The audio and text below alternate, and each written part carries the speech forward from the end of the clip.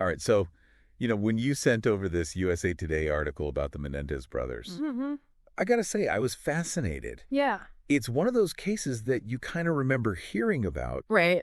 growing up. But then to see that decades after they were convicted for killing their parents, Wow. Jose and Kitty Menendez, now we're suddenly talking about like resentencing and then potentially even getting released. It is. It's crazy. It's a wild turn of events, wouldn't you say? It really is. And it makes you think about how much our justice system has changed, even in the past couple decades, and how that's impacting people who were convicted years ago. For sure. Yeah. So for everybody listening, let's sort of unpack this a little bit. Like rewind back to 1996, right? Okay. That's when they were convicted. Yep. So what's changed since then? Why are we even talking about resentencing them now?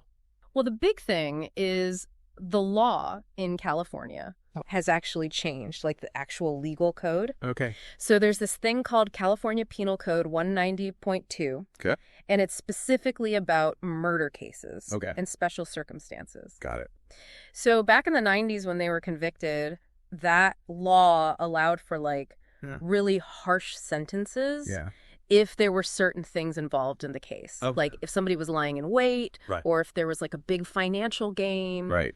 So those things could add on like extra time to someone's sentence. I see. But now they've changed that law. They've limited how much those things can actually impact the sentence. Okay. Interesting. So that's why the Menendez brothers are getting this new chance, Right. So it's not necessarily that anybody thinks that they're innocent now. Exactly. It's just the law itself. It's just the way that the law is written has changed so much. Yeah. Right. It's a technicality in a way. It's fascinating. Yeah. And so this case, going back, I was in high school.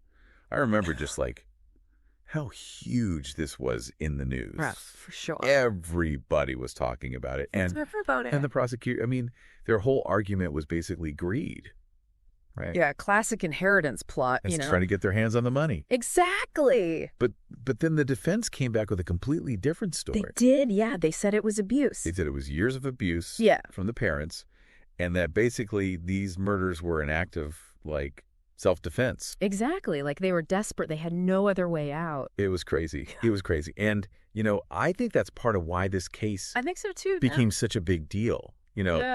Because it really divided people. Absolutely. You had people who completely believed that they were cold-blooded killers. Yeah. And then you had others who were like, no, they were the victims here. It was heartbreaking. Yeah. It was heartbreaking. I remember people arguing about it, at family dinners. Oh, yeah. It was everywhere. A constant topic of conversation. Yeah. It was hard to escape it. And so they end up getting convicted, obviously, and then they go to prison. Mm-hmm. And this is where things get really interesting because now, all of a sudden, we're hearing about how they've basically been model prisoners this whole time. It's incredible. It's incredible. Yeah. This USA Today article, it talks about Lyle, how he's been part of a hospice program in the prison. Yeah, taking care of other inmates who are dying. Yeah. It's pretty powerful stuff. It's amazing. And then they both, earn college degrees while they're locked up. Yeah. That shows some serious dedication. I know. Who does that? Right.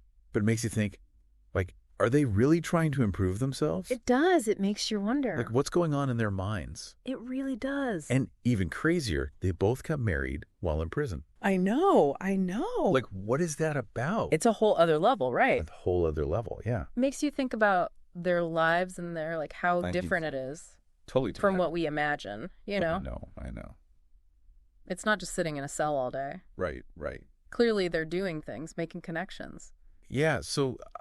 what do you make of this, in terms of rehabilitation? That's the big question, right? Can people who do something so horrific, can they really change? Right.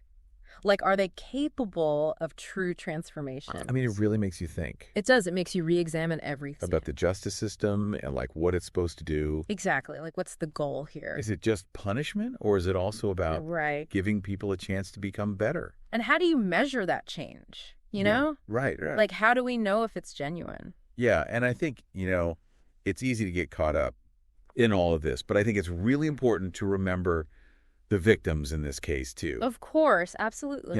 Jose and Kitty Menendez's family, their friends. Yeah.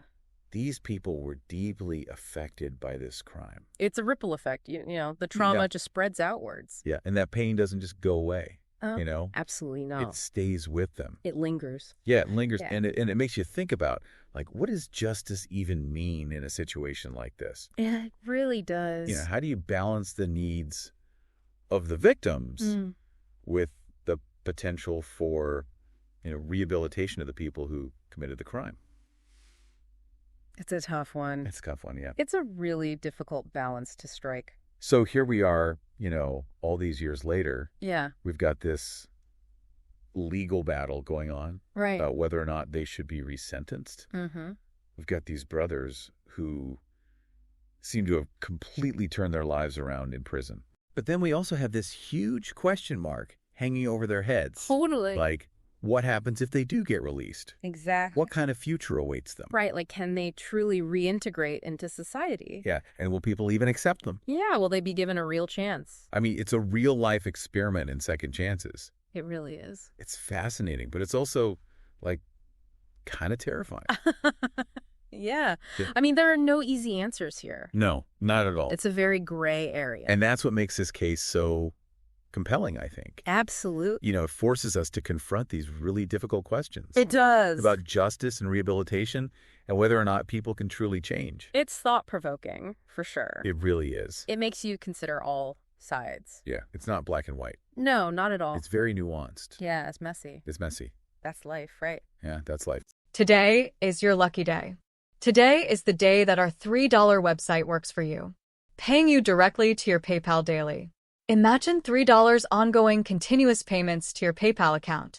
Imagine falling asleep and waking up to $300 in your PayPal account. How would this make you feel? How could this help you? What bills could you pay? What kind of fun could you have? What does that retirement look like now? All for a one-time payment of $3. This website is DFY done for you, fully built and completely hosted, and never stops collecting payments for you. You have spent $3 on coffee on a regular, but that coffee won't help you create multiple streams of income. Click the link below.